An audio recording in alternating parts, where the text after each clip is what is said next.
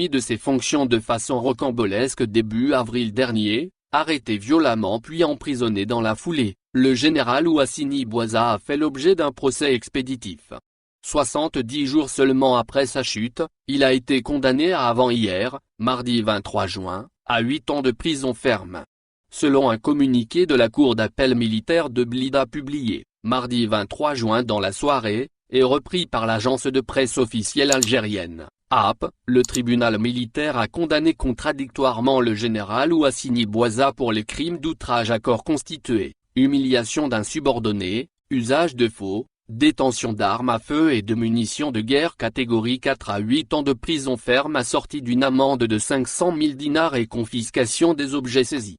Cette condamnation donne désormais les coups des franches au général Saïd Changria, chef d'état-major par intérim, dont seul Ouassini Bouaza, fils putatif du défunt Ahmed Gaïd Salah, pouvait contrarier les ambitions de devenir le nouvel homme fort du régime.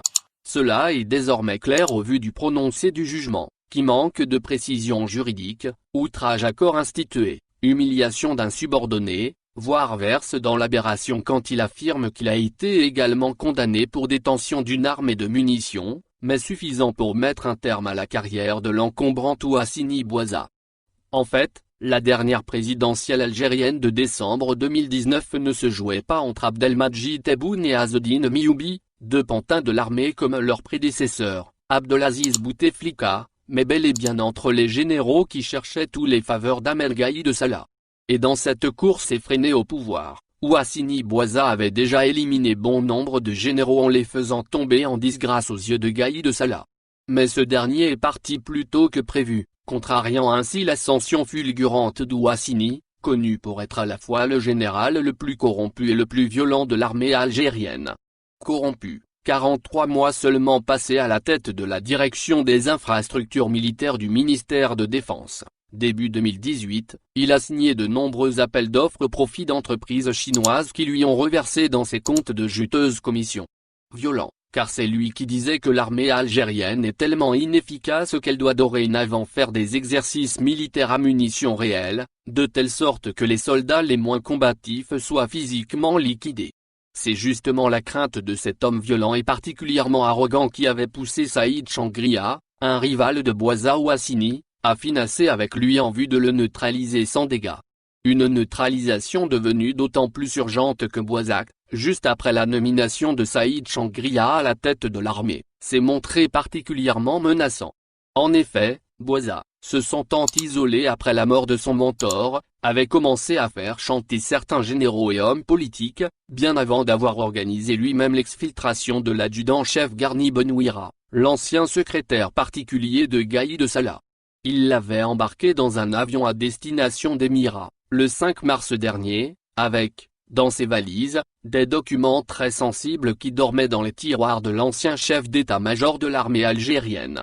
Or, plusieurs autres documents auraient été mis en sécurité à l'extérieur par l'ex-DGSI, la Direction générale de la sécurité intérieure, dès janvier 2020. La visite de Saïd Changria aux Émirats arabes unis en février 2020 était d'ailleurs destinée à tenter de retrouver la piste de ces documents. S'ensuivront la mise à l'écart en douceur, puis l'arrestation musclée de Bouaza, qui montre clairement qu'il y avait un duel à mort entre lui et Changria. Ce dernier a mis en exergue son loyalisme envers Abdelmadjid Tebboune, alors que c'est le contraire qui est vrai, en accusant Bouaza d'avoir soutenu la candidature de Mioubi à la présidentielle déjà promise puis octroyée par l'armée à Tebboune. Pour rappel, depuis la mort de Gaïd Salah, le 23 décembre 2019, les rumeurs sur le limogeage imminent de Ouassini Bouaza ont été savamment distillées par ses adversaires.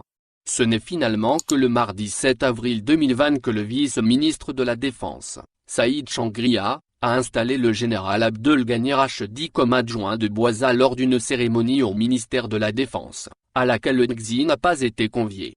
Le lendemain, mercredi 8 avril, le président Abdelmadjid Tebboune a signé un décret de nomination de Rachedi, en tant qu'adjoint d'Ouassini, mais doté de larges prérogatives. Lundi 13 avril, Changria a organisé une seconde cérémonie d'installation de Rachedi qui, en moins de 7 jours seulement, est passé d'adjoint à patron par intérim de la DGSI. Cette nomination intervient juste après la neutralisation de Bouazzak, arrêté la même journée du 13 avril par des éléments de la Direction centrale de la sécurité de l'armée, DXA, puis immédiatement emprisonné dans une caserne à Ben Aknoun.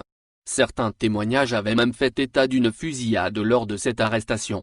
Parallèlement à la condamnation du général Bouazzak à 8 ans de prison ferme, le président algérien a procédé à un remaniement ministériel partiel, hier, mardi, sur fond de crise économique. Bien que plusieurs ministres parrainés par l'ex-Xi, dont le ministre de l'Énergie ou celui des Finances, ont été rétrogradés, Tebboune a aussi joué son rôle de fusible pour l'armée. Il a ainsi tenté, à travers ce remaniement, de détourner les regards de l'opinion vers le gouvernement et faire ainsi écran sur l'interminable guerre que se livrent les hauts gradés de l'armée algérienne. Le Irak appréciera.